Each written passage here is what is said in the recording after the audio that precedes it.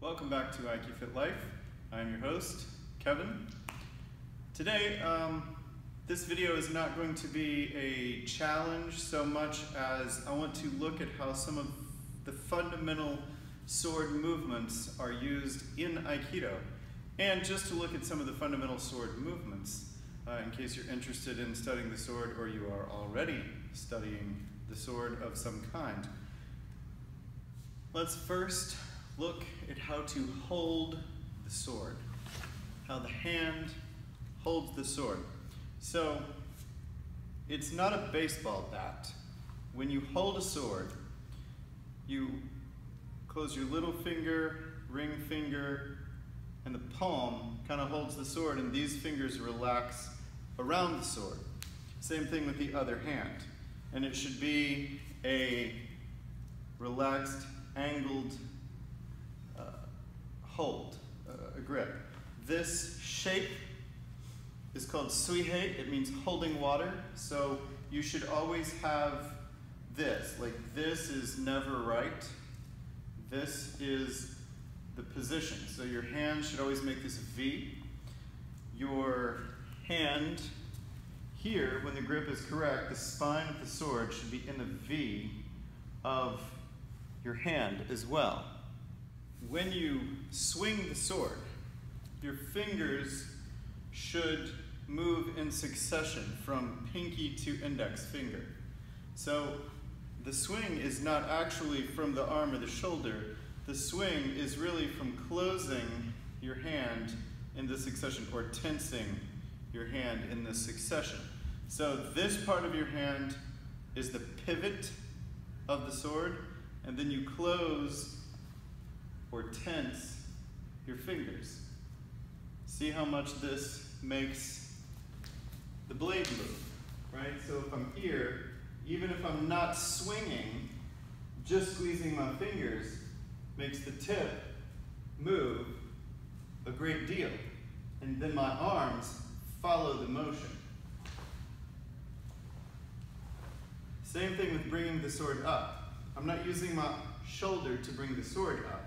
I'm squeezing the same pattern, and it brings the sword up. It brings the tip up, or it brings the tip down, depending on where it pivots, whether it's this side or this side of your hand. So it'll come up, my hands follow, comes down, my hands follow, comes up and down. To make a cut, the sword does not cut like an axe where you just chop it into it. The sword cuts this way or this way. Really, it's this way, but this is a sharp sword and I'm not going to cut my arm off. So it'll cut this way or it will cut this way. That's how a cut is made. If you are trying to cut meat on a plate with a steak knife, you don't put the knife on it and just shove it through the meat. You push down so that you're adding downward pressure, and then you slice the steak and it cuts easily.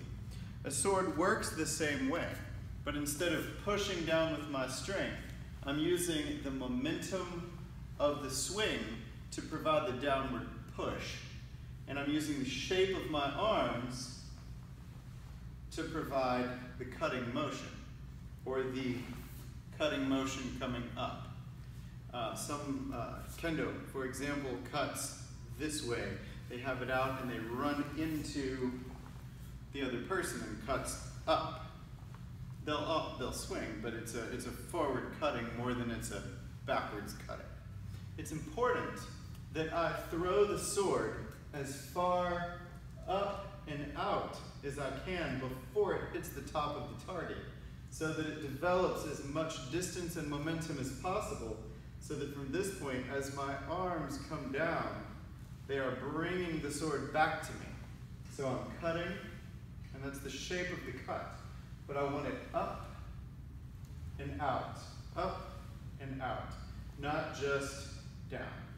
If I just cut down, I'm doing like an axe, and I'm just chopping, and it won't cut very well. It may cut because the sword is very sharp, but it won't cut well. It won't cut deeply. It may not make it all the way through a target or an opponent.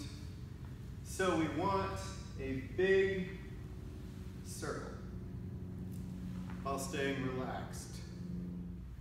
I hope that was helpful for you, and I hope to see you next time. Please subscribe to Aiki-Fit Life. Thank you very much. Have a nice day.